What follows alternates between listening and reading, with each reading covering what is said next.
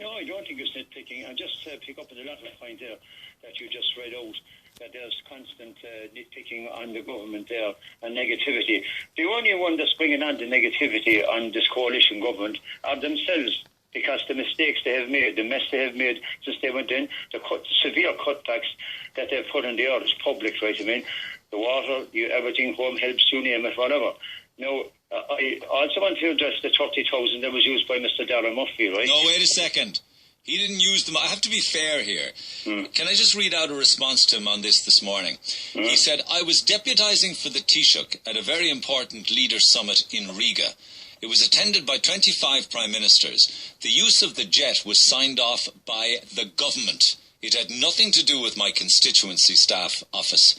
My private secretary did not organise the jet, as was stated on your show.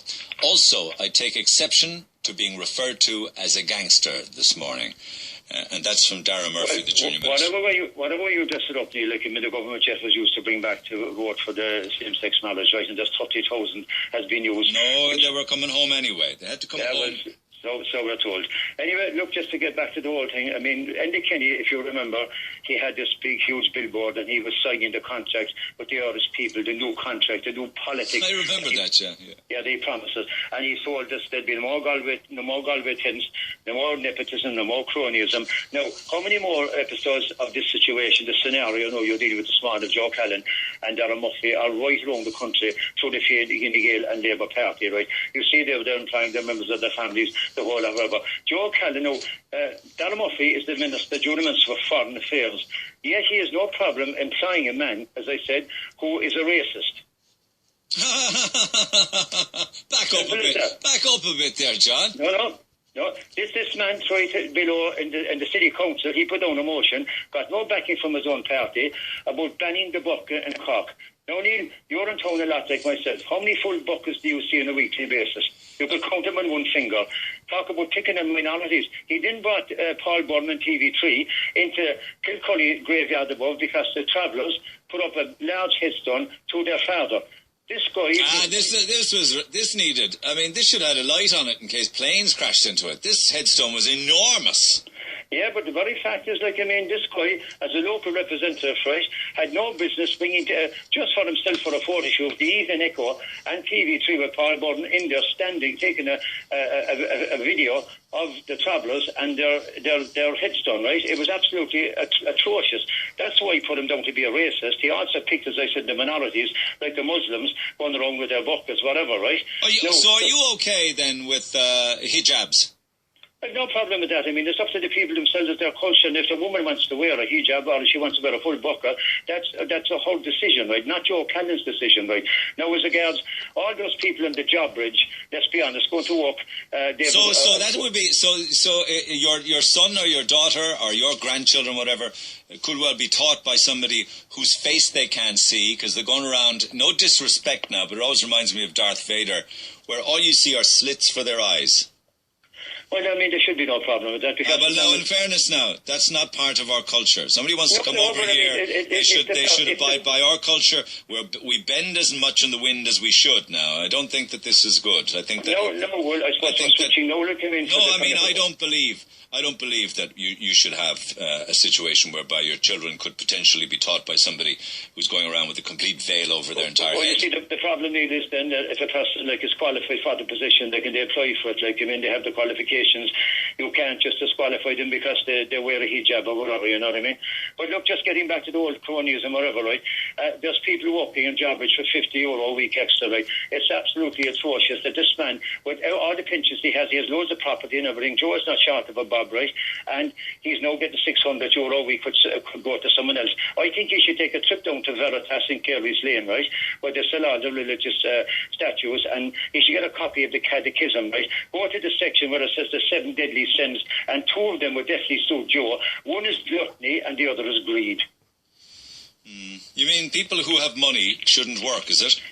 People that have money, when is enough not enough, Neil? Let's be honest now, right? It's like somebody winning the lotto now, they win 10 million, and they still go to next week and they'll put a ticket down again to see if they win another couple of million, right? When is enough? Not enough. This man is not short of a bob. He has taken up a job that somebody in this city would give their two eyes for now. There's people out there breaking their ass this morning for an extra €50, dragging their ass out the door, doing very, very hard physical jobs. And this man, with everything he has, walked into a nice cushy number, getting €60 or €100 a week when he doesn't need it. The fact that you say it's 67, does that concern you beyond retirement age? I have no problem with people working up to their 70s or whatever, if they're healthy, if they want to do it. Okay, does it bother you that the job wasn't advertised? That it's there is that, but it's just the cronyism, the nepotism again. Look, I mean, we thought we'd seen into this, and look, the people have the supreme chance now, next year now, to get rid of this type of politics once and for all, and to put people up there that will stand for the people and represent the people, not the party emblem all the time, that they're just doing one thing. Once you get in, it's all about the party, and you forget about the citizens that actually voted for you. Okay, my friend, appreciate that. Michael D. Higgins, Michael D., our president, is driven around in a Rolls-Royce Wraith. Did you know that? A Rolls-Royce. That's a nice bit of kit to be driven around. Maybe presidents should be driven around in Rolls-Royce motor cars. Maybe it's something that looks good, and it comes with maybe it's an honour to the position. It's the privilege of position, and you have to look well and drive around in the same kind of motor car. What do the royal family drive around? I think it's Bentleys they drive around in. So Rolls-Royce is even better than a Bentley. What other cars do they have? Well, they have Mercedes, Audi A6s, BMW's 5 Series, Lexuses, Toyota Prius hybrids, some Fords, and a couple of Citroens. So they got some of the lower down the food chain cars. We got some serious bits of kit as well with Mercs and Audis and Beamers and Lexuses. So they're handy little things. They're the ministerial cars now. The junior ministers are different. I think that the junior ministers' cars, in their defence, they can provide their own car and then claim allowances on the car, and then they have civilian drivers drive them for them. Right, okay, I'll do this just ahead of a break. Brian, good morning. Are you a taxi driver, Brian? I am, Neil, I am. Okay, oh yes, of course you are, I know you, yeah, okay. You wanted to make a point on this with regards to the full-time licence holder professional drivers, is it? Well, like this matter has come up on a number of occasions in the past. Every time a Lord Mayor appoints someone who appears to be... No, this isn't a Lord Mayor at all. This is the Lord Mayor's different drivers. The Lord Mayor's driver gets a contract for I think it's 3 years, maybe 3 years, I think. And then it goes out to tender every 3 years, and other people can advertise. Other people can tender for the job. You know, it's right. not more. It's very transparent in City Council. In fairness to them, right. No, like my point basically is that in situations like this, I mean, like there's an ongoing need for drivers.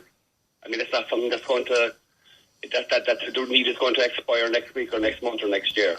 And I just don't see why there can't be a very